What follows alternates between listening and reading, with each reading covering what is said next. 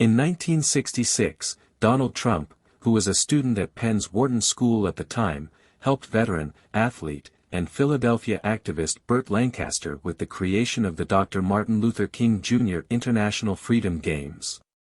In August 2011, an article featured in the Philadelphia Daily News covering Bert Lancaster's passing at the age of 83 revealed Trump's involvement in the creation of the Martin Luther King Jr. International Freedom Games.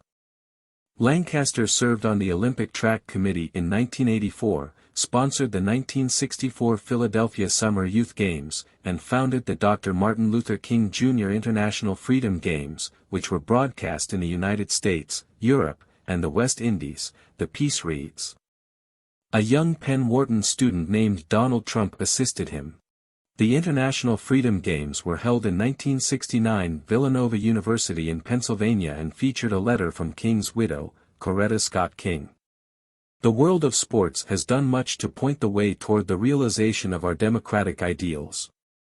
With the scheduling of this track and field meet, some of the top athletes of the world are saying by their deeds that together they care for the ideals which the Southern Christian Leadership Conference has furthered through the years, and for which my husband gave his life: justice and human dignity, nonviolence and peace, she wrote.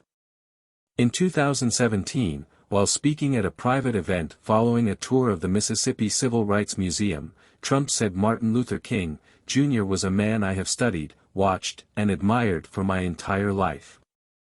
Martin Luther King Jr.'s niece, Alveda King, who famously supports Trump and has defended him, once said, "Trump has done so much for all Americans, including African Americans. Trump is not a racist. I've had the experience of going head-to-head with genuine racists. This is only one example of Donald Trump's untold acts of kindness. Throughout Trump's life, he has saved many people's lives and gifted lots of money to those in need. Sadly, most Americans have never heard about Trump's loving side, not only due to the mainstream media but also because Trump chooses to not talk about his actions, which makes him even more sincere." This piece is part of an ongoing series recounting the untold stories from Donald Trump's life as a successful real estate developer, New Yorker, and presidential candidate. He went above and beyond for his fellow Americans.